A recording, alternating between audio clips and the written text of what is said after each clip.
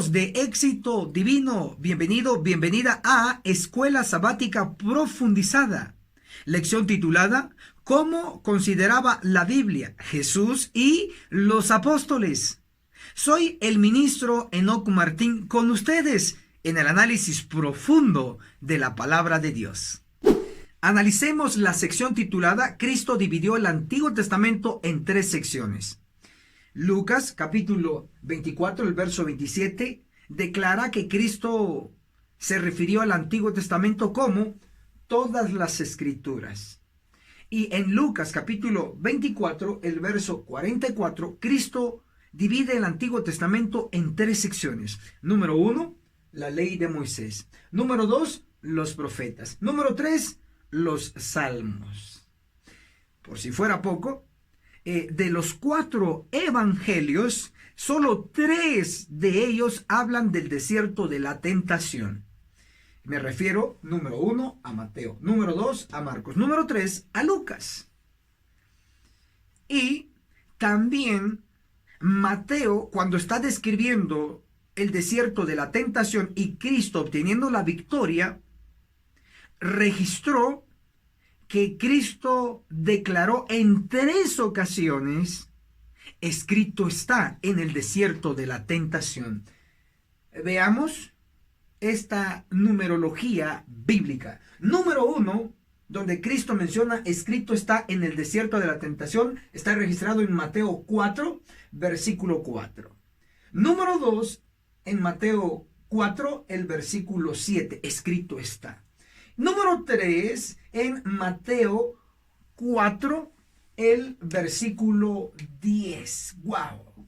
El número 3 es el patrón que se repite hablando de las Santas Escrituras. Impresionantemente, tanto la Biblia como el Espíritu de Profecía declara que son 3 poderes del cielo que siguen operando en favor del hombre: el Padre, el Hijo y el Espíritu Santo. E impresionantemente, Cristo divide el Antiguo Testamento, la Biblia de aquel entonces, en 3 secciones, 3 y 3. Maravilloso, todo es perfección. Analicemos la sección titulada Los apóstoles escribieron el Nuevo Testamento basado en el Antiguo Testamento. Número 1, el apóstol Pablo, en Gálatas capítulo 3, el versículo 8, menciona a Abraham haciendo referencia a la escritura del Antiguo Testamento. Y efectivamente, el patriarca Abraham es mencionado en el propio inicio de la Biblia, en este caso, en Génesis. También como número 2, tenemos al apóstol Juan en Hechos capítulo 13, el versículo 33, donde él menciona al segundo salmo, haciendo un pronóstico del Hijo del Hombre, es decir, de Cristo. ¡Maravilloso! También como número 3 tenemos al apóstol Pablo mencionando en Romanos capítulo 9, el versículo 17, un personaje del Antiguo Testamento, a Faraón. Romanos capítulo 9, vamos a abrir nuestras Biblias en Romanos capítulo 9, el versículo 17. Porque la Escritura dice de Faraón: para esto mismo te levanté, para mostrar en ti mi poder y que mi nombre sea anunciado por toda la tierra. ¡Wow! Entonces tenemos aquí a el apóstol mencionando a Faraón como un instrumento de Dios. Impresionante. Queda definido entonces que los apóstoles escribieron el Nuevo Testamento basado en el Antiguo Testamento. Veámoslo desde otro ángulo. Según la cartilla de escuela sabática del segundo trimestre del 2020, en la página 24 da ciertas cifras sobre la mención directa en el Nuevo Testamento de citas del Antiguo Testamento. Por ejemplo, tenemos aquí en el primer lugar, el libro más citado en el Nuevo Testamento es Isaías. Es mencionado 400 veces. ¡Wow! En el Nuevo Testamento. En segundo lugar, el libro más citado en el Nuevo Testamento es Salmos, mencionado 370 veces. Y en tercer lugar, tenemos al libro de Éxodo, mencionado en el Nuevo Testamento 220 veces. ¡Wow! Impresionante. Ahora sumemos 400 más 370 más 220 igual 990 veces. ¿Por qué el 9? ¿Por qué Dios enfatiza tanto el 9 en nuestra era? Porque tanto los profetas del Antiguo Testamento como los del Nuevo, inclusive la profetisa Elena G. de White, enfatizan el 9 en relación o en conexión con el actual pueblo de Dios, la Iglesia Adventista del Séptimo Día. Manuscritos inéditos, el tomo 1, en la página 241, declara: estudien el capítulo 9 de Ezequiel. ¿Por qué tanta insistencia de parte de Dios y a través de sus siervos de estudiar Ezequiel 9? Porque de todas las escrituras, lo que está a punto de cumplirse de estas santas escrituras es Ezequiel capítulo 9. Ahora un ángel sellador está pasando en medio de la denominación, seleccionando a los fieles para luego pasar 5 ángeles destructores, eliminando a los infieles. Esto es impresionante. Aún en esta numeración se puede ver ese énfasis de Dios hacia usted, la iglesia. Amén. Analicemos la sección titulada Los 5 símbolos de Cristo. Número 1, Isaac. Este personaje está registrado en el libro de Génesis e interpretado en Testimonios para la Iglesia, el tomo 3, en la página 407, declara: Isaac prefiguró al Hijo de Dios, que iba a ser ofrecido por los pecados del mundo. Amén. Y número 2, el Cordero. Para ello vamos a leer lo que dice el libro El deseado de todas las gentes. En la página 87 nos declara así, hablando de Cristo: y en el carnero divinamente provisto en lugar de Isaac, Abraham vio un símbolo de aquel que había de morir por los pecados de los hombres. Amén. El Cordero fue símbolo de Cristo. Y número 3, tenemos al personaje Jonás. Y Jonás, el que se menciona en el Antiguo Testamento, el personaje que fue a Nínive. Sí, él representó a Cristo, el deseado de todas las gentes. En la página 373 nos declara así el capítulo La verdadera señal. Más señal no le será dada, sino la señal de Jonás, profeta.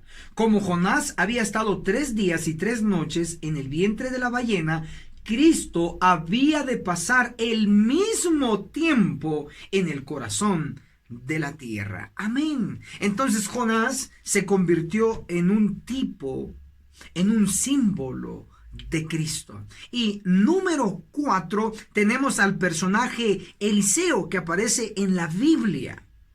El espíritu de profecía en Profetas y Reyes, en la página 181, nos da información sobre ello. Profetas y Reyes, página 181, el capítulo Un profeta de paz. Como el Salvador de la humanidad, al cual simbolizaba, Eliseo combinaba en su ministerio entre los hombres la obra de curación con la de la enseñanza. Maravilloso. Eliseo entonces fue un símbolo de Cristo. Y el quinto símbolo representante de Cristo que aparece en la Biblia es José. Y José aparece también interpretado en lo que él representó en el espíritu de profecía. Patriarcas y profetas, sí, en este libro, Patriarcas y Profetas. La página 385, el capítulo La ley y los dos pactos. José fue el representante de Cristo. ¡Wow! Maravilloso. Entonces, José también fue un símbolo de Cristo. Contémoslo rápidamente lo que hemos visto. Número 1, Isaac fue símbolo de Cristo. Número 2, el carnero fue símbolo de Cristo. Número 3, Jonás fue símbolo de Cristo. Y número 4, Eliseo fue símbolo de Cristo. Y número 5, José sobresale como símbolo de Cristo. Amén. Analicemos la sección titulada José, tipo de Cristo. El tipo se repite en el antitipo. Daré 7 evidencias bíblicas. Número 1. José fue siervo. Y eso lo encontramos en Génesis 37, el versículo 36. En el antitipo, Cristo también fue siervo. Y eso lo encontramos en Filipenses, el capítulo 2, del verso 5 al 8. Así como José fue siervo, el tipo, Cristo, el antitipo, también fue siervo. Por eso decimos que el tipo se repite en el antitipo. Número 2, los hermanos de José tuvieron envidia. Eso lo encontramos en Génesis 37, el versículo 4. De igual manera, en el antitipo, los sacerdotes tuvieron envidia de Cristo, y lo declara uno de los evangelios, Marcos, el capítulo 15, el versículo 10. El tipo se repite en el antitipo. Y número 3, José salvó vidas. ¿Se acuerdan los 7 años de abundancia y 7 años de hambre? Allí es donde José salvó vidas. Eso lo encontramos en Génesis 45, el verso 5. En el antitipo, Cristo también es salvador de vidas. Eso lo sabemos muy bien. 1 Timoteo, capítulo 1, el verso 15, lo confirma. El tipo se repite en el antitipo. Número 4, José fue vendido por sus hermanos. Eso está registrado en Génesis 37, del verso 26 al 28.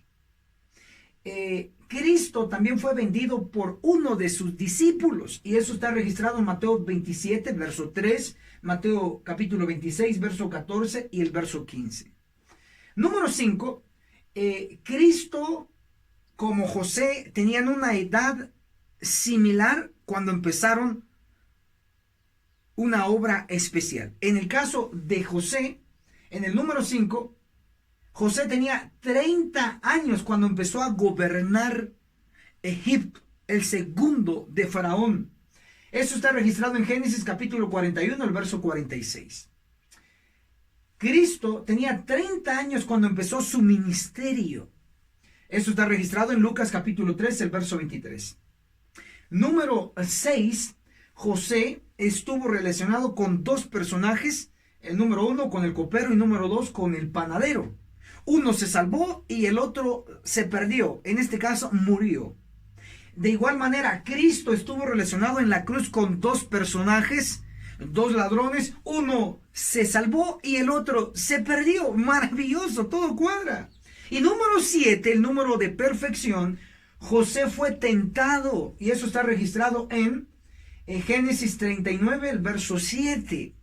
En el antitipo, Cristo también fue tentado, y eso está registrado en Mateo 4, el verso 8. Tanto José como Cristo vencieron la tentación. Definitivamente hay una gran verdad encerrada en José y todos los eventos que le rodearon en su vida, porque José fue un tipo de Cristo. Maravilloso. Analicemos la sección titulada El grano, la palabra de Dios, la Biblia. Evidenciado a través de 7 referencias 100% bíblicas. Número 1. Ezequiel capítulo 3, el verso 1 dice: come el rollo, libro, como alimento.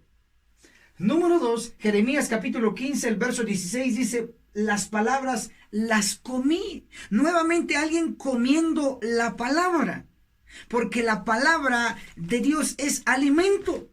Número 3, Salmo capítulo 78, el verso 24 dice: maná, trigo del cielo. Me detengo un poco aquí. En la mayoría de las versiones en español dice maná, trigo del cielo. Pero en la versión King James en inglés, la versión que usó Elena G. de White para escribir el espíritu de profecía, dice ahí en Salmo 78, 24, maná, maíz del cielo. En lugar de trigo dice maíz del cielo. Así está escrito y así lo enseño. Número 4, tenemos San Juan capítulo 6, versículo 31 y versículo 32. Nos dice pan del cielo.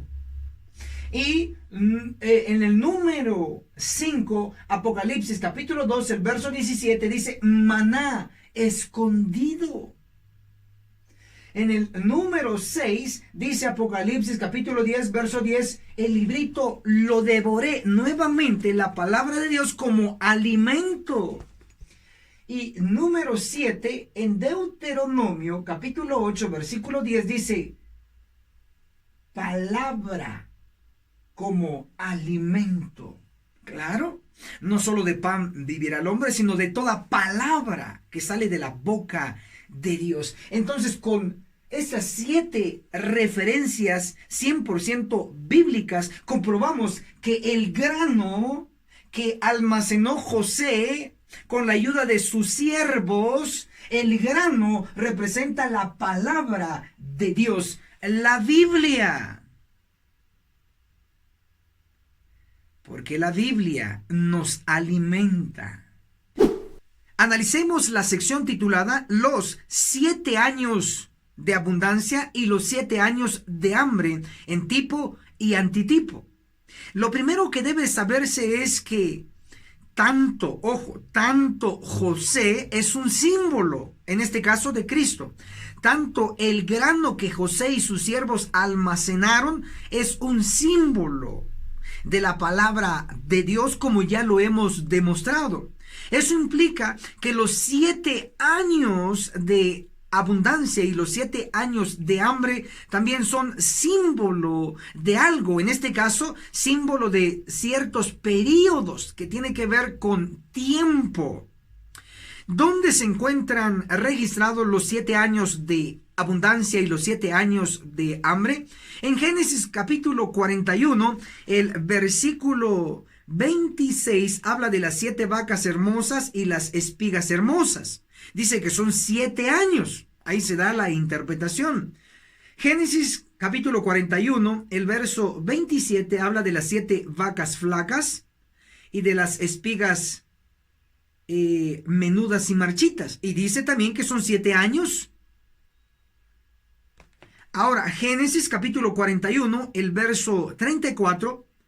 Haga esto Faraón y ponga gobernadores sobre el país y quinte la tierra de Egipto en los 7 años de abundancia. Génesis 41, el verso 36. Y esté aquella provisión en depósito para el país, para los 7 años de hambre que habrá en Egipto, y el país no perecerá de hambre. Entonces ya tenemos la evidencia de los 7 años de abundancia y los 7 años de hambre. Esto debe ser un símbolo. ¿Símbolo de qué? Símbolo de un periodo antes de Cristo y otro periodo después de Cristo. Ahora lo vamos a redefinir.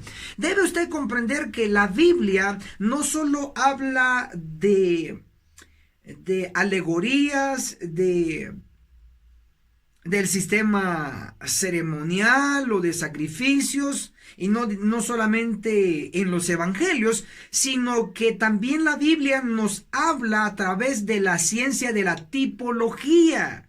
Lo que ya ocurrió es el tipo, y lo que se repite es el antitipo.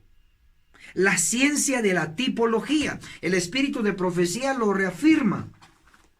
Hechos de los Apóstoles, libro de Elena G. de White, el capítulo 1, el propósito de Dios para su iglesia, en la página 12 declara: todo el sistema de los tipos y símbolos eran una profecía compacta del evangelio. Note que los tipos y los símbolos son una profecía compacta del evangelio. Entonces Dios también nos habla a través de los tipos. El tipo es lo que ha ocurrido en el pasado y el antitipo es lo que se repite. Ya teniendo esto en mente, entonces sabremos que los 7 años de abundancia y los 7 años de hambre que ocurrió en Egipto fue el tipo. Pero ahora se va a repetir y se está repitiendo en el antitipo los 7 años de hambre. Previo está los 7 años de abundancia. Se repite nuevamente. Vamos a analizar estos bloques de tiempo. Sabiendo ya esto, ahora vamos a explicar que el 7 es un número perfecto, como usted lo sabe, pero también el 7 es un número que significa completo, plenitud.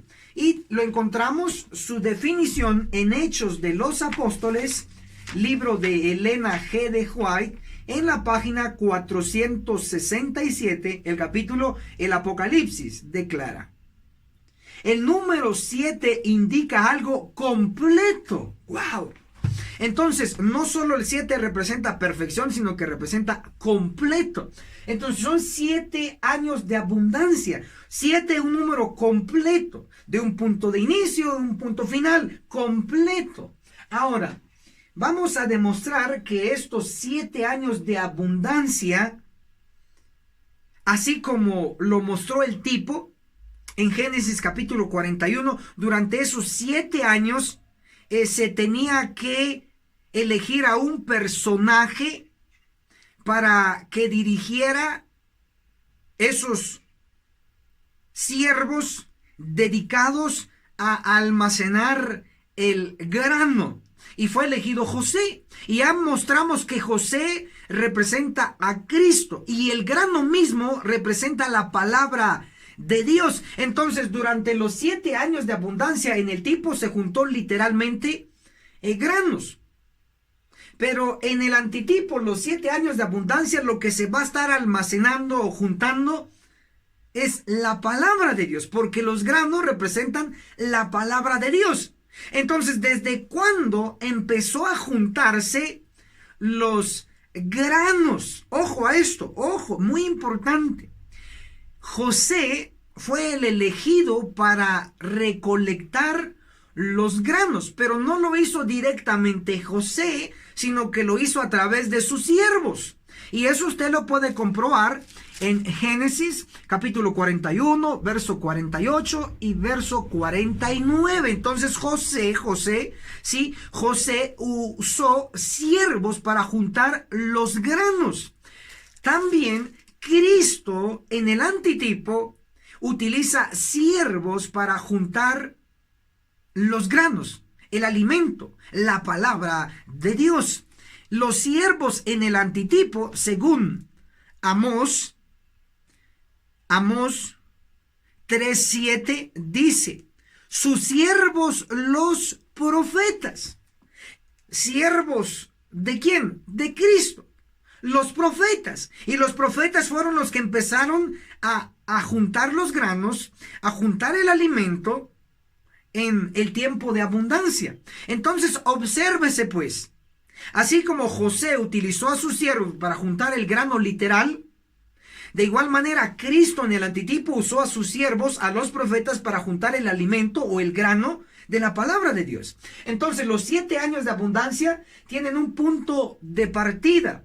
Desde el momento en que se empezó a escribir la Biblia, el Antiguo Testamento, hasta el último profeta. Es decir, los 7 años de abundancia empiezan desde el tiempo del siervo Moisés, juntando los granos, la palabra de Dios, hasta el último siervo de Dios del Antiguo Testamento, que fue Juan el Bautista. En el caso de Moisés, el punto de partida lo encontramos en Génesis, Éxodo, Levítico, Número y Deuteronomios. Que Moisés, como siervo de Cristo, empezó a juntar los granos espirituales, el alimento, y los empezó a almacenar. El último de los siervos de Cristo del Antiguo Testamento fue Juan. Como dice en Mateo capítulo 11, verso 13, todos los profetas del Antiguo Testamento, todos los profetas, hasta Juan, profetizaron. Entonces, punto de partida de los 7 años de abundancia en el antitipo fue desde Moisés, el siervo primero utilizado para escribir la Biblia, y hasta Juan el Bautista. Entonces, tenemos ya descifrado los 7 años de abundancia. Se juntó, se almacenó todo el Antiguo Testamento, la palabra de Dios almacenada. Aquí está.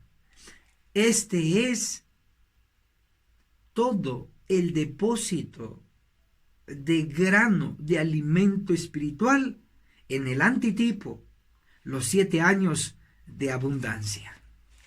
Ahora vamos a ver los 7 años de hambre. Empezaron desde el año 31, en la muerte de Cristo, que se cerró el Antiguo Testamento y se abrió el Nuevo Testamento. Entonces, desde la crucifixión tenemos que ocurrió históricamente en el año 31. Desde ahí tenemos un punto de partida del Nuevo Testamento. Y en el Nuevo Testamento, como ya hemos comprobado, los apóstoles que escribieron el Nuevo Testamento lo hicieron consumiendo el Antiguo Testamento. Puesto de otras palabras, los apóstoles que escribieron el Nuevo Testamento lo hicieron basado en el Antiguo Testamento. El profeta Isaías, como hemos visto, es mencionado 400 veces en el Nuevo Testamento. Los salmos son mencionados en el Nuevo Testamento 370 veces. Y el libro de Éxodo en el Nuevo Testamento es mencionado 220 veces, así directamente. Si observan, el Nuevo Testamento es el período de los 7 años de hambre, y en los 7 años de hambre se empezó a consumir todo lo que se almacenó en los 7 años de abundancia. En este caso, los apóstoles empezaron a consumir todo lo almacenado en el Antiguo Testamento y lo empezaron a consumir, lo empezaron a interpretar, y como resultado surgió lo que hoy conocemos como Nuevo Testamento. Ojo, importantísimo esto. Entonces, desde el año 31 que se cerró el Antiguo Testamento y empezó el Nuevo Testamento hasta la segunda venida de Cristo, es el período representado por los 7 años de hambre. Y justo aquí en este periodo es donde nosotros estamos y todavía seguimos consumiendo de lo que ha estado almacenado. Estamos en los 7 años de hambre y ahora lo seguimos consumiendo todavía del depósito que viene siendo la palabra de Dios. Maravilloso. Hasta aquí entonces podemos reafirmar que los 7 años de hambre es todo el período del Nuevo Testamento. Debemos comprender que en el pasado, todos los granos almacenados durante los 7 años de abundancia fueron consumidos durante los 7 años de hambre. Así también en el antitipo. Todos los granos almacenados en la Biblia, todo el alimento almacenado en la palabra de Dios debe de consumirse ahora. En otras palabras, todo lo que está escrito en la palabra de Dios se debe de cumplir al pie de la letra, inclusive aquellas profecías que el pueblo ignora, inclusive aquellas profecías que el pueblo desecha, como la profecía inminente de Ezequiel capítulo 9, el ángel sellando y 5 ángeles destruyendo en medio del actual pueblo de Dios. Eso todavía no se ha consumido, es decir, eso todavía no se ha cumplido, pero se debe de cumplir y se va a cumplir. Impresionante. 7 años de abundancia, 7 años de hambre. En el antitipo, los 7 años de abundancia fue todo el tiempo en que los profetas estuvieron almacenando, escribiendo el Antiguo Testamento. Y los 7 años de hambre es aquel tiempo donde se empezó a consumir todo lo almacenado en el Antiguo Testamento. Y lo empezaron a consumir los apóstoles. Luego viene la Edad Media, Martín Lutero. Luego viene el inicio del tiempo del fin. Aparece William Miller o Guillermo Miller, luego aparece Elena de White y empiezan a consumir del depósito. Y hoy el ministro Enoch Martín, junto con otros siervos, siguen consumiendo del alfolí. Porque todo lo que está en la palabra de Dios se va a cumplir. Malaquías capítulo 4 versículo 5 se pronosticó a un profeta, a un hombre que traería un mensaje, y ese mensaje ya llegó desde 1930. ¡Wow! Yo nací en 1884, pero el mensaje llegó desde 1930. Yo sencillamente soy un laico educado, sencillamente soy un siervo de Dios, tratando de que el pueblo comprenda todos los granos, todo el alimento almacenado en la palabra, para que finalmente se cumpla en los 7 años de hambre antitípico en nuestro tiempo, toda jota, toda tilde que está escrita aquí en la profecía. Maravilloso. Analicemos la sección titulada Las pirámides, inmensos graneros. Génesis capítulo 41, el verso 33, José, interpretando los sueños de Faraón, declara: Por tanto, provéase ahora Faraón de un varón prudente y sabio, y póngalo sobre la tierra de Egipto. Génesis 41, el versículo 39 y 40. Y dijo Faraón a José: ya que Dios te ha hecho saber todo esto, no hay entendido ni sabio como tú. Verso 40. Tú estarás a cargo de mi casa, y por tu dicho se gobernará todo mi pueblo. Solo yo seré mayor que tú en el trono. Es claro ver de que el elegido para dirigir el período de los 7 años de abundancia y los 7 años de hambre fue José. Él fue el encargado de almacenar junto con sus siervos todo el grano. Génesis capítulo 41, el verso 48 lo reafirma. Y José juntó toda la producción de Egipto de esos 7 años y la guardó en las ciudades. En cada ciudad almacenó, subraya eso, almacenó el producto del campo circundante. Verso 49. Y José acopió el trigo, en el original, en el inglés dice maíz, como la arena del mar, mucho en extremo, sin número. ¡Wow! Entonces, si observan, el grano almacenado por José no fue poco, fue en extremo, sin número.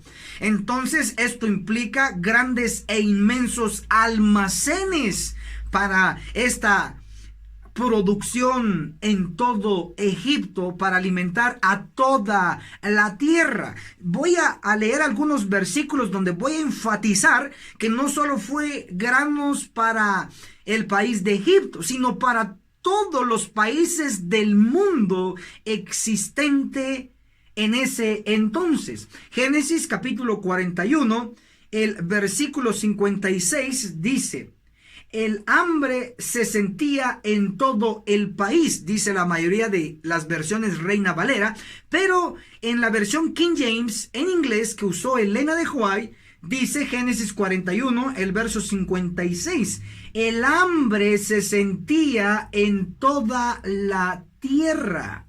Génesis 41, el verso 57, la última parte dice: porque el hambre arreciaba o crecía por toda la tierra. Entonces, lo que almacenó José y sus siervos en los inmensos graneros no era solo para Egipto, sino que era para toda la tierra. Eso debió haber sido algo gigantesco, como digno para ser una de las 7 maravillas del mundo antiguo. Solamente la sabiduría divina pudo haber producido grandes almacenes de grano. Sí, las pirámides de Egipto debe entenderse que arqueológicamente hablando, si quiere hablar de términos avanzados, las pirámides está afirmado positivamente por los arqueólogos que no fueron tumbas de faraones. No se ha encontrado ningún cuerpo de faraón dentro de las pirámides. Eso implica que no eran sepulturas de faraón en las pirámides como muchos han creído. Entonces, ¿para qué fue? Solamente hay una respuesta bíblica: inmensos graneros para almacenar tanto, pero tanto grano durante los 7 años de abundancia, y luego para soportar el consumo de aquellos hambrientos durante los 7 años de hambre. Solamente puede ser los grandes almacenes de grano. El espíritu de profecía también lo reafirma en el libro Patriarcas y Profetas, en la página 225, el capítulo 21, José y sus hermanos. Declara: bajo la dirección de José se construyeron inmensos graneros en los lugares principales de todo Egipto y se hicieron amplios preparativos para conservar el excedente de la esperada cosecha. Observen que dice que José construyó inmensos graneros. ¡Wow! Entonces debe tener claro que esto se pronosticó en el Antiguo Testamento y aún se reafirma con el espíritu de profecía. Los inmensos graneros solamente pueden ser lo que hoy se conoce como una de las 7 maravillas del mundo antiguo. Las pirámides no tuvieron otra función. Los arqueólogos no saben, pero nosotros sí lo sabemos. Fueron inmensos graneros. Gloria a Dios, porque esos inmensos graneros son símbolo, los granos de la palabra de Dios, donde hoy, en estos años de hambre, es donde estamos obteniendo el alimento espiritual, la palabra de Dios, totalmente confiable. Amén. Y esto fue Escuela Sabática Profundizada. Soy el ministro Enoc Martín. Déjenos, por favor, saber desde qué país está viendo Escuela Sabática Profundizada. También escríbanos qué es lo que aprendió en esta lección, ahí en la sección de los comentarios. También reaccione, dele me gusta o dislike y comparta por favor este video para que otros puedan seguir aprendiendo juntos en Escuela Sabática Profundizada. Hasta la próxima.